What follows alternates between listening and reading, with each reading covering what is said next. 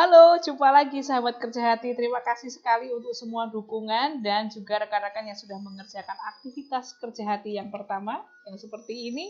Bagi yang belum, link masih ada di bawah video ini, jadi nanti bisa dikerjakan.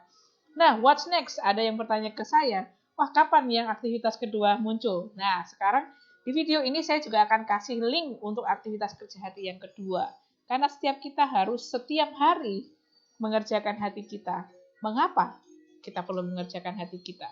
Nah, dari kerja hati ini ada hal yang sangat menolong. Jadi saya pribadi juga tertolong dengan kegiatan kerja hati dan masih sampai hari ini juga proses untuk melakukan aktivitas kerja hati. Hal yang berikutnya tentang kerja hati adalah mengerjakan atau membereskan hal-hal yang di masa lalu. Jadi, apa hal yang perlu dilakukan untuk masa lalu? Menurut saya hal yang perlu dilakukan untuk masa lalu adalah dua saja. Dibereskan dan dikenang. Itu masa lalu. Dibereskan dan dikenang. Apa yang perlu dibereskan? Tentu saja kita perlu membereskan hal-hal yang masih menjadi beban di dalam hati kita. Supaya itu tidak dibawa sampai waktu yang lama atau akhirnya menyakiti diri kita dan menyakiti orang yang kita sayangi yang di sekitar kita. Lalu, yang kedua, kita harus juga terus punya fokus untuk ke masa depan.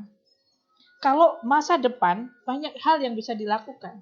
Kalau kita berpikir dan melihat ke masa depan itu perlu diukir, perlu dijalani, perlu diperbaiki kalau kita belum punya harapan untuk masa depan, dan perlu disambut masa depan itu. Lalu pertanyaannya, masa sekarang apa yang harus kita lakukan?